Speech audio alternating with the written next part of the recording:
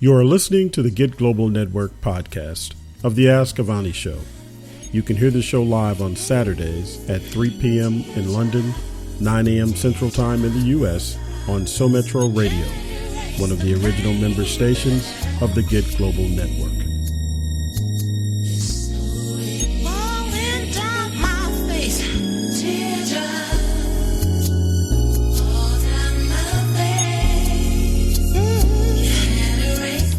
Good afternoon and welcome everybody. This is the Ask-Avani-Show, your regular afternoon slot on a Saturday, 3 p.m. UK GMT. Good afternoon and welcome. I hope you guys are going to stay with us today. I have a very interesting show that I've been wanting to share with you for quite a while now. I would like to say good afternoon and good morning to K Rose. Good morning, good afternoon, Avani. We are in the house.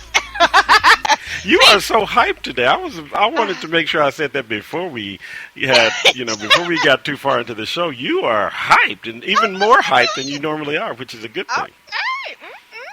People, as anyone who knows me knows, I like to talk, and this is the perfect vehicle for me to have a good old night and talk to you guys out there. So wherever you may be, in the UK, in the US, in Europe, we love you. Welcome. We hope you're going to stay with us for today's show. Now, let me just tell you what today's show is about. I've been wanting to do this for a while, haven't I, Kate Rose? This show, I got myself in a right 2 and 8 about it. It's called Tax Credits.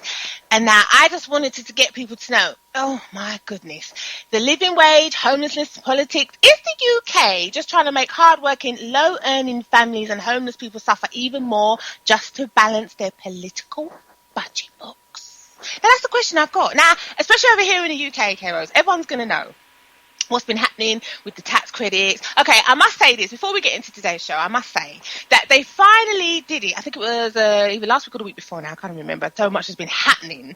They finally came out and said that they're not, I repeat this, just in case someone's not quite heard this, they are not going to cut people's tax credits now. Okay. Finally. They decided, finally, after all the stress and all the drama that they gave people, they decided, no, we are not going to cut people's tax credits. So this is what's been happening, people. All the people that were worried about it and stressing and posting videos and all sorts of things going on, it's not happening. You can relax. Well, no, let me say this. It's not happening under the name of tax credits. Now, you see these people, they think they're clever, you know. What they're going to do, as far as I'm concerned, is they're going to change the name of it. So next year, look out for being moved on to, I think it's universal credits. That's when you get moved over to that, then that's when you're going to get less money, basically. So under tax credits, you're going to be okay for now, shall we say. But when they move you over, if you're still eligible and they move you over to universal credit, okay, you're going to feel the burn, people. Well, give me a brief Americanized explanation. Okay. I understand tax credits. We have tax credits here in the States. But what is universal tax credits? Well, basically, they're changing the name and they will sort of tweak it so that they can, in effect, give people less money. Because basically, tax credits are for families, people on a low income. You may be a single person as well. Basically, when you don't have a lot of money coming in, if you're working, the tax credit system is to top up your wages so that you can still continue to work. Because they would rather have you working than put you on benefits. Because obviously, benefits is a lot less money. And if you're on benefits, that means you're taking all your income, as it were, what you need to eat, live on, is coming from the state. And they don't want that, obviously, because they don't want to be paying people to, in effect, sit at home, do they? In their opinion, yeah. Some people... Yeah, in their opinion. Yeah, in their opinion. I agree. Yeah, in their opinion. So that is why they will say we would rather... It was introduced by the Labour Party, if I remember rightly. They said, okay, we're going to help people because they knew that wages were really bad. They said, right, we're going to give you this top-up from the government so that it was supposed to incentivize people to go back into work. Even though the money was a low wage, they would rather you be working and then they just sort of top you up with the tax credits than have you sitting at home on benefits, because there were too many people sitting at home on benefits. Because you know what it was?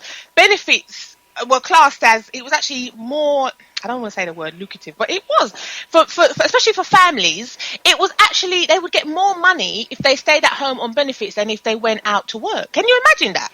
No, so yeah. Well, no, I mean, I understand once you do the the math. If you have children, if you have to travel and use, either petrol, or if you've got to pay for your way on the train, it's possible that you do make more money. Yeah, because like you said, once you factor in all them things, you already know how I feel about the trains and anyway, but that's a whole. I know. I'm sorry. I said train. Sorry. Don't get me started. But once you factor in things like that, let's say, for example, if you drive, you probably can't afford to drive to work, but it's expensive now.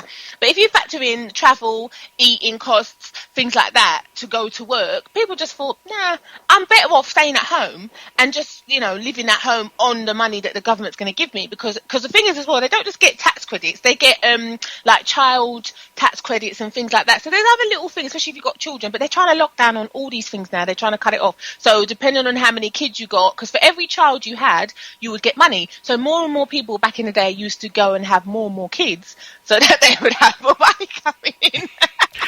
but you're saying exactly. See, in the States, we are a mirror of each other in a lot of things.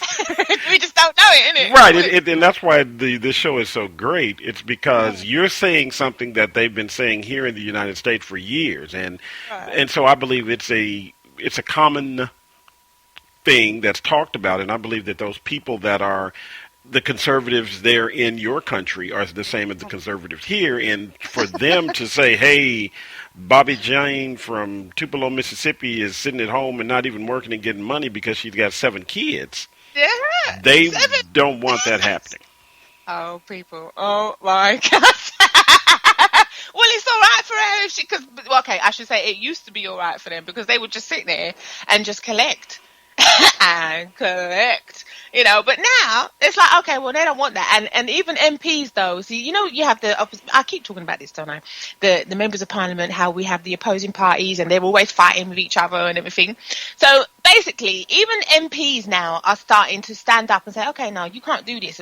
Obviously, when they were trying to cut the tax credits, even some of the MPs turn around to him, in his own party, I must add, some of them, even in his own party, they turn around and they said, listen, you can't do this. This is going to cause people untold stress and drama. You are not going to be able to, sustain this if this is what you're planning on doing, because we can't stand by and let you do this. And he must have felt so shame that he's probably had to do a U-turn. Look, a lot of them, they don't like to do a U-turn, because, sometimes because it makes them look bad. Imagine that. You've got people in your own party telling you, okay, you can't do this. You really have to think again and try and do something else because this isn't going to work. The public, they won't stand for it, and it's going to cause so much problems. People are struggling already, and if you do this and take this little money from them, because remember I said to you the other day, didn't I, on the show, that sometimes this tax credits, as small as it can be, it sometimes really, that's how much of a difference it makes, because people have said if we didn't have the tax credits, we wouldn't be able to buy food. We'd have to choose between heating and eating. Can you imagine? And that, to me, is you don't want to have to decide on being comfortable and eating. That's a scary thing. No, you shouldn't have to decide. Can you imagine someone telling you, okay, well, I didn't eat last night because I was so cold I had to turn the heating on. Wow. I managed to have a little bit of food, but I had to sit in the cold and eat it because I couldn't afford to turn the heating on. Hello? No, you shouldn't have. In this day and age, especially, the basics of, just human living, you ain't supposed to have to make a choice like that. Imagine if you've got children. You don't want your kids running around, or they won't be running around because they're so freezing. The poor little things will just be sitting there shaking. It's they're not going to be able to concentrate. Imagine if your cooker blows up, for example, and you don't have the money to get it fixed or something, then that's it. You can't cook hot meals for your child, and then they're not going to be able to concentrate at school because they can't have a hot breakfast or they can't have a hot dinner. It spirals, doesn't it? These things start to create problems. Right, it's a domino effect. You start with one small thing, and it just creates problems and more problems down the line. Exactly, and I remember thinking, wow, that's just, I really don't like the way that they were saying that they were going to, because I'm thinking, hold on, you're going to just cut people's money just like that, with nothing to help, because they said, oh yeah, but the new wages that we're getting in next year, the new money for the, when they said they're going to top up the wages, it's going to be a new living wage. They said that's going to come in next year. Hello? If you start chopping from now, even when that comes in next year, it's still not going to sort of bridge the gap. It's not going to be a replacement for the money that they've lost, because they said that families were going to lose over £1,000 a year. So That's that's a a lot lot of of money. money. That is, I mean, we're both saying the same thing. That's a lot of That's a lot money. of money, isn't it? Even if you equate it in dollars, trust me, it's a lot. You can't just say, okay, 1 minute you're getting this, and then all of a sudden that's a massive drop. So how, and the thing that I was thinking, hold on, if they're already struggling now and they still have that, how are they going to cope when they've lost over £1,000? That's a lot of money to lose. Well, are they saying they're doing this over the space of a year's time, where it's basically $1,000 over a year? They weren't clear about it, but that basically, when you look at it, yeah, that's what they were trying to say. We're phasing it out from now. That's what they were going to do. Remember, I said they're not. They said they're not going to do that. But trust me, people, they're planning on taking the money. Okay, just know it. If you are a recipient of tax credits, they are planning on taking it from you. They just ain't trying to tell you how and when. But I'm telling you, when they change you over to whatever else they're going to change you over, they're going to call it a different name, and then they're going to do the deed. Well, I mean, it's not as big of an uproar when they do it that way also. Well, yeah, because basically whoever comes in on a new one has to just accept it, because as far as they're concerned, well, no, this is not tax credits anymore. This is something new. So this is what you get, and you have to lump it, basically. Right. So even if you were a part of the old system, you know that, listen, it's either you take this or you best try and find a job that pays you more money, innit? Well, but I mean, it's like we mentioned, it's a domino effect. So, okay, you've got to take one thing or take this. You got to take this or take that. But you aren't the one that controls the choices. There you go. You have no. If I listen, they listen. They heard what people were saying, but they weren't listening. They wasn't taking any notice. Like to say, okay, well, this is what it's going to be. They didn't care. Well, they didn't listen. They're doing what they want to do. They're just, as you mentioned before, but they're framing it in a way that they're trying to say they're really not doing what they're doing. They are doing it. People, be warned. I mean, even okay, Rose. See, I like to try and do my homework, and people, I am posting online and telling you all the things. So, link to K-Rose. I thought this was interesting. Remember, I said to you that one of the Tory MPs, she spoke out and she took a stand, and she was speaking at her own party, speaking out against her own party, and she was saying the tax credit proposals as they were at the time were wrong, basically. So it was like, okay, hold on a second, what's going on here?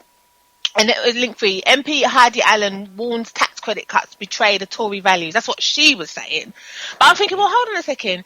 Does it really betray their values? Because, okay, deep down, we know that that's what they really want to do. You know what they say when the mask slips? You know what?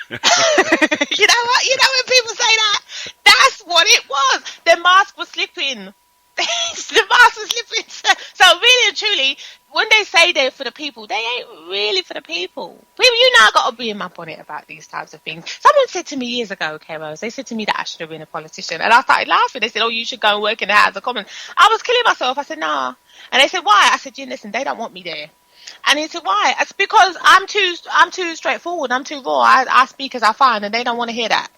But that alone makes you the person that people feel should be there, because they feel that you would speak for them, but you have a larger voice, in my opinion. A lot of times when you have the power of being on the airwaves or whatever you want to call it, you have more power, because now you're not limited, or you don't have to worry about hurting anyone's feelings or causing any shock. You're just going to say what you feel and keep it moving. Oh, yeah. They mine, because if I went in there, I would be like, listen, why have you done this and why are you doing that? And you're going to have to explain yourself to the public, because they ain't going to take it.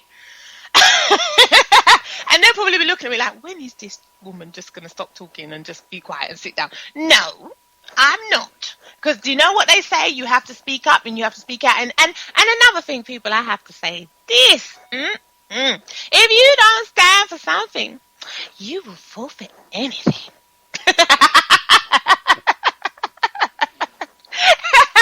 Don't you think so, K-Rose? Well, that's a old school saying, but it's true. But yeah, we're reviving it for the new style times. Because people don't seem to understand. Listen, sometimes and another saying they have is if you stand up, sometimes you have to stand alone, innit, for your beliefs. You've got to stand up for what you believe in.